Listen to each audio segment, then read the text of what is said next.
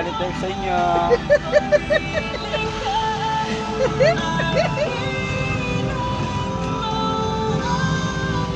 Mamaya kita ang babae.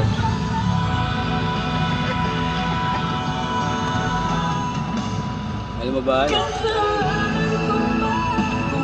Taway malamang. Taway yun eh.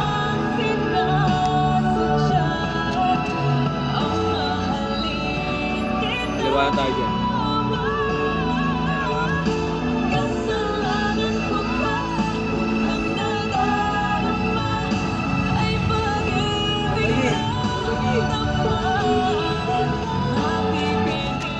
Naman ka sa vlog ko tayo.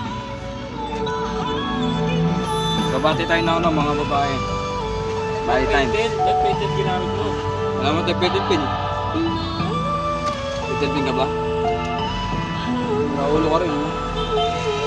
Mga peted pin. Nasa tubig trap eh. Kuhain mo muna. Ang babae, mabangis. Di mo makikita, di mo basa yung babae. Baka sa'yo, hindi ako nun yun. Kapalan mo! Minsan, ew, Kaya na, kapalan ko. pero masarap. Mwah, i-kiss. Sexy time na. Sexy. Mega. Kasalanan ko ba kung iniibig kita? Taray, feeling Tony G.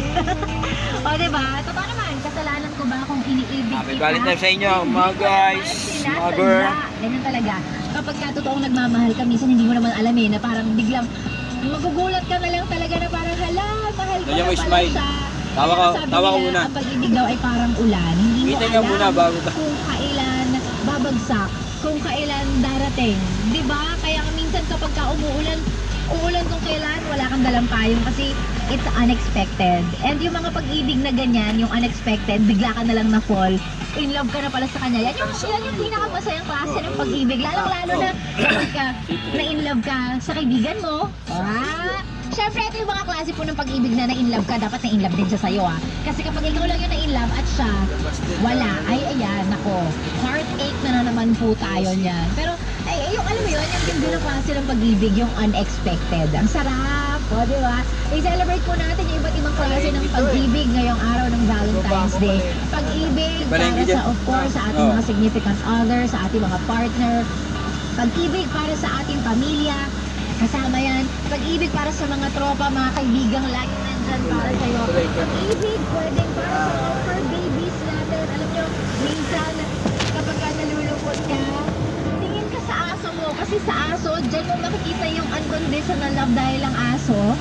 Hindi naman siya tumitingin sa kung ano yung estado mo sa buhay. Wow, nagdrama ako bigla. Pero diba, patay naiyak, naiyak ako nung binigit yung aso. Pero diba, yung klase ng pag-ibig na